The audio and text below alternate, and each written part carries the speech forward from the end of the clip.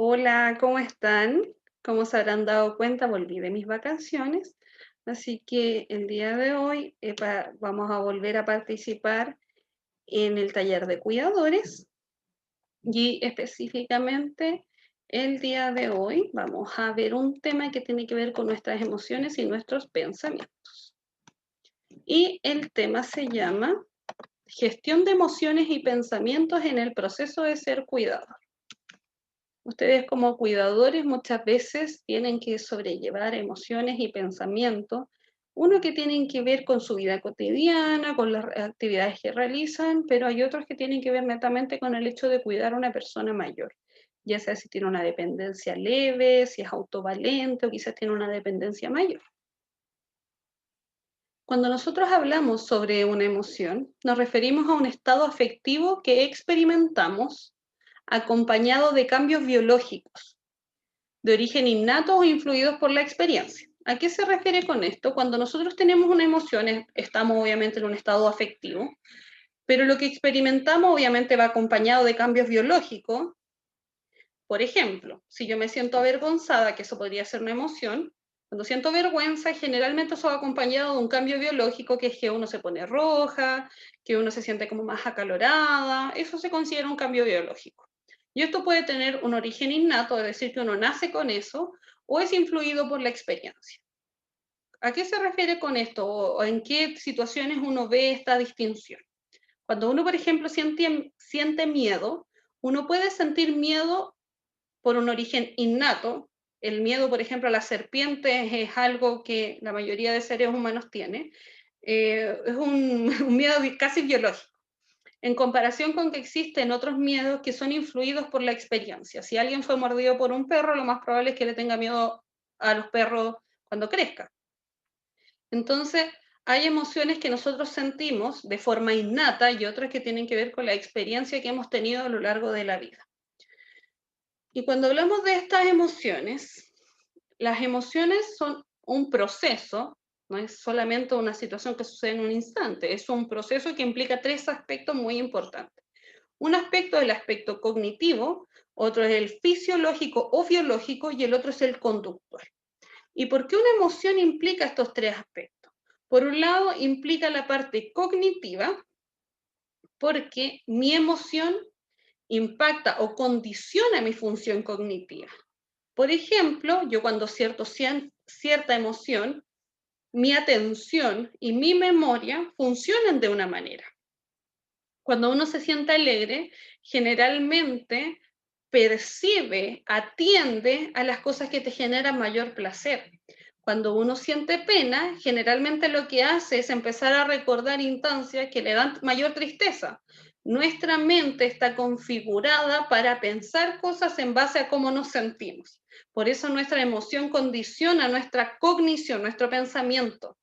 Nos lleva a pensar de cierta manera. También la emoción tiene una parte fisiológica o biológica, y eso implica varios aspectos. Por ejemplo, cuando yo estoy muy contenta, uno sonríe, tiene una expresión facial distinta a cuando uno siente tristeza, porque ya no tengo la misma sonrisa, porque quizá ando más cabizbaja. Entonces, nuestra emoción también tiene una parte biológica que tiene que ver con mi expresión facial, con mis músculos se movilizan de cierta manera, con mi voz. Uno cuando está contenta generalmente tiene una voz más chillona. Cuando uno está enojada, grita más, pero la voz es un poco más grave. Y eso también, mi parte biológica, tiene que ver con mi sistema nervioso y mi sistema endocrino. El sistema endocrino, para los que no conocen, tiene relación directa con mis hormonas. Cuando uno se siente feliz, uno libera una cantidad de hormonas distinta a cuando uno se siente triste. Cuando uno está muy estresado, cuando uno siente mucho miedo, libera otra cantidad de hormonas que en un estado normal no libera. Entonces, cuando yo siento una emoción, algo le pasa a mi sistema nervioso, algo de información le llega a mi cerebro diciéndome, wow, estás contento, pero también va la información a mi sistema endocrino para que libere cierta cantidad de hormonas. Por eso a las personas cuando tienen un trastorno de ansiedad, tienen depresión, les recetan medicamentos porque no están siendo capaces de generar la cantidad de hormonas necesarias que requiere el organismo para funcionar. Eso mismo pasa, por ejemplo, cuando alguien tiene una diabetes u otro tipo de enfermedad, pero específicamente en el caso de la depresión, te dan medicamentos para que tú puedas generar la hormona de la felicidad o las hormonas de la felicidad. Como uno no las puede generar por sí misma, el medicamento es quien me brinda esta capacidad. Y además la emoción tiene una parte conductual. Cuando uno siente una emoción, uno actúa de cierta manera. Cuando uno, por ejemplo, está enojado o está molesto, uno generalmente tiene conductas de sobre reaccionar a las situaciones, de discutir más con las personas, de no poder apreciar las cosas que nos hacen feliz de la misma manera, porque nuestro enojo y nuestras emociones en general nos condicionan a actuar de cierta forma. Entonces nuestras emociones nos condicionan nuestros pensamientos, nuestras emociones afectan nuestra biología, pero también nuestra conducta. Y en ese sentido existen una variedad enorme de emociones. Por ejemplo, sentirme reacio, sentir asco, sentirme culpable, sentirme aburrido, sentirme orgulloso, sentirme perplejo, sentirme insignificante o inútil. Existen muchas emociones y sentimientos que parecen un abanico porque son muy variables. Uno muchas veces cuando le pregunta a alguien, oye, pero ¿cómo te sientes? Bien, pero en realidad bien no me da ninguna información con respecto a verdaderamente cómo se siente la persona, porque yo puedo sentirme bien si estoy muy feliz, yo puedo sentirme bien si me siento orgulloso de algo, yo me puedo sentir bien si me siento asombrado por una buena noticia, yo me puedo sentir bien porque me siento muy optimista, y todas esas emociones no son la misma. No es lo mismo sentirte optimista que sentirte valiente, que sentirte orgulloso, y todos esos implican sentirse bien. Entonces las emociones son un abanico muy grande de opciones que uno tiene. Entonces el decir bien o mal no me da ninguna información con respecto a verdaderamente cómo me siento. Y en ese sentido, las emociones que generalmente sienten los cuidadores de personas que tienen algún grado de dependencia, por un lado es ira, enojo, porque muchas veces hay una sensación como de impotencia, de frustración, de, de intentar hacer algo y encontrarse de alguna forma con una pared y no poder realizarlo. También hay sentimientos de miedo de repente, de no sentir que vamos a hacer las cosas bien como cuidadores, el miedo a que le pueda pasar algo a la persona que yo estoy cuidando, a mi familiar, el temor a que a mí me pase algo y que la persona que yo estoy cuidando no tenga a nadie en quien refugiarse o que nadie se haga cargo de este cuidado o que se hagan cargo pero no lo hagan tan bien como quizás yo creo que lo estoy haciendo. Hay un miedo a que la otra persona se pueda enfermar, con toda esta situación de la pandemia, de COVID, también está el miedo de que la otra persona se infecte. En el caso, por ejemplo, de la ansiedad, de repente nos sentimos muy ansiosos, no dormimos bien, porque estamos constantemente preocupados de la situación, ya sea de las situaciones personales o lo que implica la persona que estoy cuidando, y eso nos lleva a sentir ansiedad.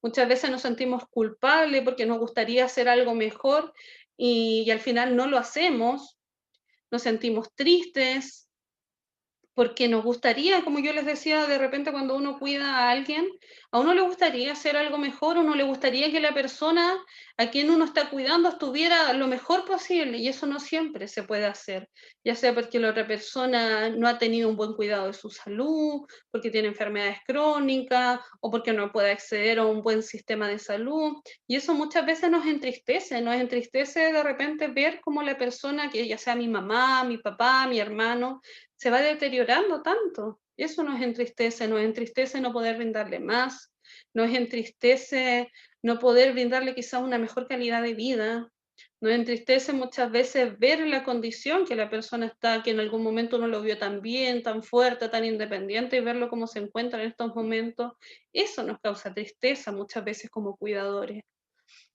Pero también no todo de alguna forma es tan negativo, también hay emociones asociadas a la satisfacción, a la alegría, al sentir que de alguna manera uno está devolviendo algo de lo que la otra persona hizo quizás por nosotros. Eso muchas veces está asociado a la sensación de satisfacción, a sentir que uno está brindando el cariño, el afecto que en algún momento la otra persona entregó para ti. se produce una sensación de alegría por ver al otro, por tenerlo cerca, por sentir que él está ahí. Muchas veces uno piensa qué pasaría si mi familiar en realidad estuviera en una residencia de larga estadía, en un hogar, y el saber que uno lo tiene ahí al lado, el saber que no le ha pasado nada, eso muchas veces también nos genera alegría y una sensación de satisfacción.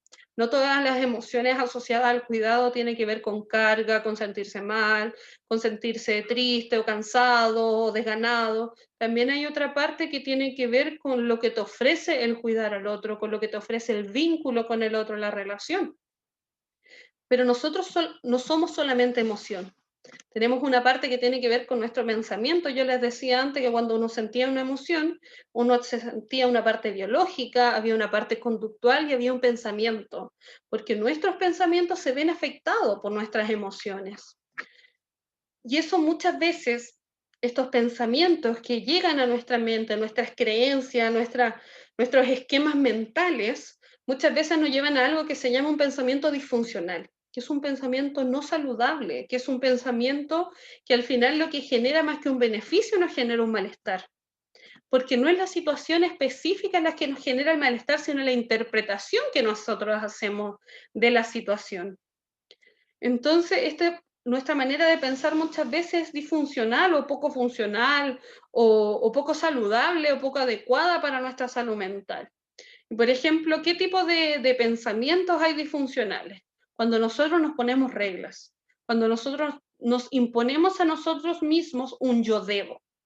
Por ejemplo, en algún momento, cuando mi mamá empezó a envejecer un poco más, cuando empezaron a aparecer enfermedades crónicas, ella siempre se autoimponía esta idea de yo debo tener la casa limpia. En mi casa vivimos 3 personas, vivo yo, mis papás, nadie más. Usted comprenderá que cuando viven 3 personas adultas, la casa no se desordena si uno la limpia 2 veces a la semana, para nada. Pero mi mamá tenía tanto esta idea del yo debo tener todo limpio, yo debo tener el aseo hecho, yo debo tener la casa organizada, que cuando empezó su proceso de artritis, para ella fue muy frustrante no poder cumplir con esta expectativa. Hasta que en algún momento yo conversé con ella y yo le dije, mamá, ¿tú te das cuenta que esta imposición que tú tienes de yo tengo que tener la casa limpia es tuya? Nadie te la pone. A mí con mi papá nos da lo mismo si un día no limpias nada. Nos da lo mismo si un día yo tengo que limpiar o mi papá tiene que limpiar o nosotros lavamos la loza. Nos da lo mismo, lo hacemos. Entonces al final ella se dio cuenta que eso era una regla que ella se estaba imponiendo y que ella no cumplía con una expectativa que nadie se le había puesto. Ella no se iba a ganar ningún premio por hacer todo lo que aseo. La casa, si se dejaba de hacer aseo un día, tampoco iba a pasar nada, porque además todos trabajamos, pasamos todo el día afuera. Entonces ella se dio cuenta que en realidad esto es una imposición de ella. Y muchas veces como cuidadores nos ponemos reglas de deber hacer cosas que en realidad nadie nos ha exigido y que si dejamos de hacer no va a pasar nada o no va a pasar lo que creemos que va a pasar. Y eso es un tipo de pensamiento disfuncional, porque es un pensamiento que no nos permite vivir saludablemente. Y otra cosa que también surge son las expresiones condicionales. O sea, si una persona hace X, yo hago esto. Eso se refiere a un pensamiento o expresión condicional. Si X persona hace algo, yo voy a hacer esto. Y eso pasa mucho con los padres, sobre todo cuando crían niños, es que si tú haces esto, yo me voy a enojar. Ese es un pensamiento condicional que no es saludable, porque en el fondo mi actitud y mi pensamiento va a depender de lo que haga el otro. Si el otro hace esto, yo me veo afectada por mi emoción. Entonces, nuestras emociones y nuestros pensamientos deberían depender de nosotros. Nosotros tener la capacidad de manejarlo de alguna forma, de modularlos, y no que lo que haga el otro, de alguna forma, eh, mi emoción dependa exclusivamente de lo que haga mi familiar. No, porque soy una persona independiente del otro.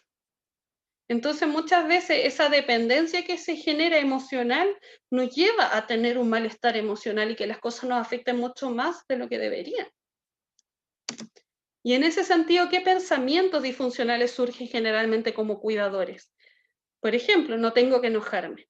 Todos nos enojamos en la vida. Quizás existen maneras más adecuadas de expresar el enojo, pero no por eso uno no se va a enojar, porque las emociones tienen que salir a la luz, tienen que surgir. Uno no puede simplemente anularlas y pensar que nada te afecta, no, porque uno siente emociones y todas las emociones son igual de válidas.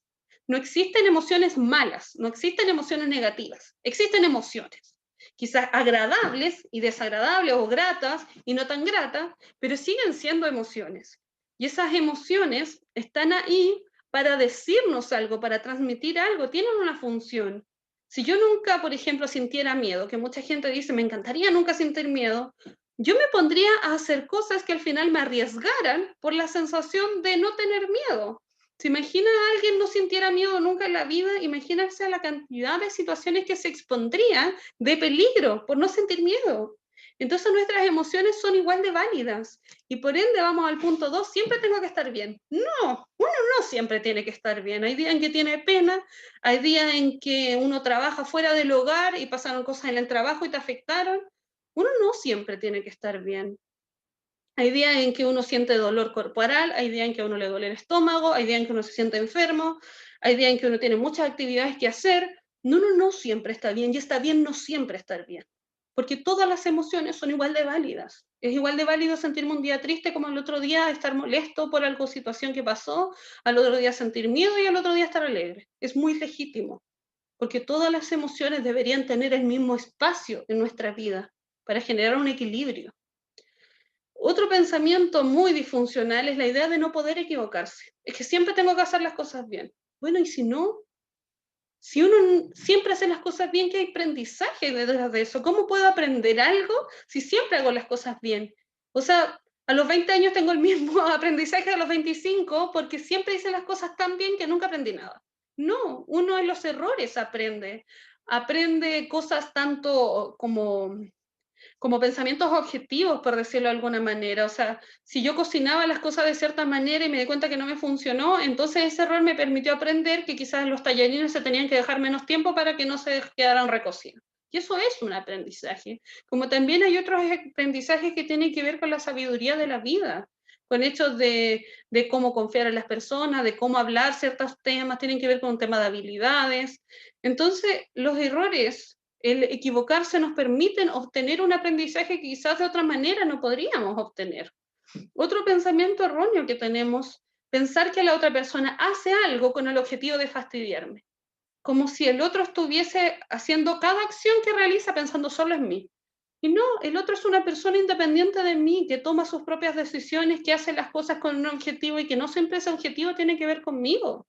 De repente el otro no haya otra mejor manera de hacer las cosas, de repente el otro no sabe cómo expresar bien las situaciones y esa situación específicamente a mí me fastidia, pero no es que el otro lo haga con la intención de fastidiarme directamente a mí.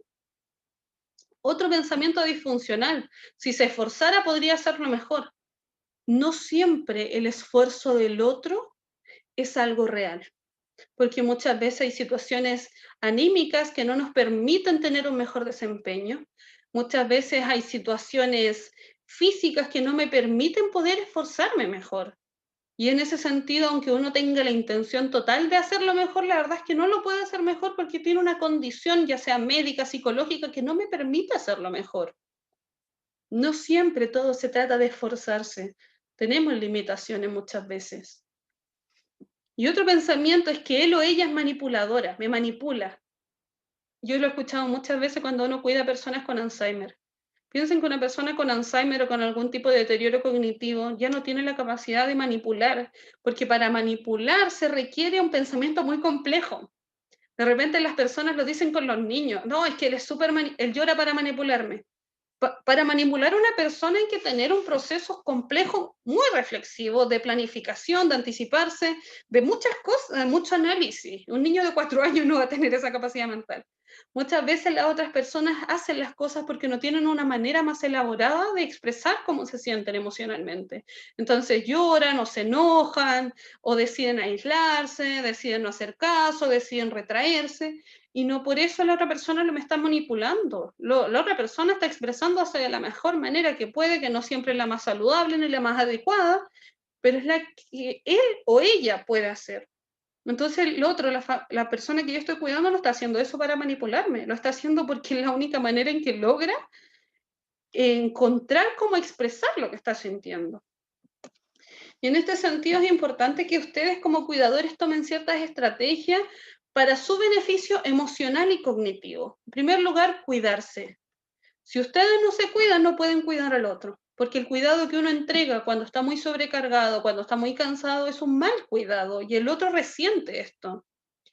Recordar también que todas las emociones son válidas, que está bien sentirse enojado, no está bien quizá llegar y ponerme a gritar o golpear cosas, no, pero en ese sentido no es que esté mal enojarse, está mal la forma en que usted está expresando su emoción, pero todas las emociones son igual de válidas. Otra cosa importante, realizar actividades fuera del cuidado. Si yo solamente me dedico a cuidar a la persona, en este caso mi familiar, yo me voy a centrar tanto en el cuidado que yo en ningún momento voy a descansar de mi rol de cuidador o de cuidadora. ¿Y eso qué me va a generar? Una sensación de sobrecarga, que emocionalmente esté muy estresado o irritable. Por lo mismo, también es importante tomar espacios de descanso, dormir un poco, dormir quizá una siesta, tener la posibilidad de que usted pare en el fondo de este rol de cuidar. Buscar una persona con quien desahogarse, buscar a alguien que sea su persona de confianza.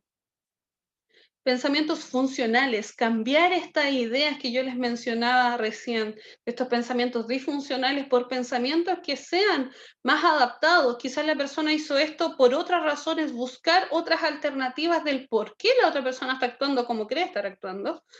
Y también es importante buscar ayuda profesional cuando se sienta sobrepasado, si en algún momento siente que ya sea por el cuidado o por otras razones, está muy afectado, muy sobrepasado, se siente solo, lo está pasando mal, se siente triste, se siente angustiado, deprimido, siente que no tiene alguien con quien conversar, busca un profesional. Si ustedes como cuidadores en algún momento sienten que el rol de cuidador lo está afectando mucho, en nuestro equipo, en mi caso, en este caso soy yo, soy la psicóloga del equipo, nosotros también prestamos consejería, asesoría, atención psicológica a los familiares que se están viendo afectados por esta situación, ya sea de cuidar u, o por otras situaciones personales. Así que si esa es su situación, si usted siente que hay algo que lo está en realidad sobrellevando, afectando mucho, ustedes pueden solicitar ayuda y nosotros estamos ahí para ayudarle en lo que ustedes necesiten. Así que espero que la actividad del día de hoy les haya sido de utilidad y nos vemos en una próxima oportunidad. Que esté muy bien.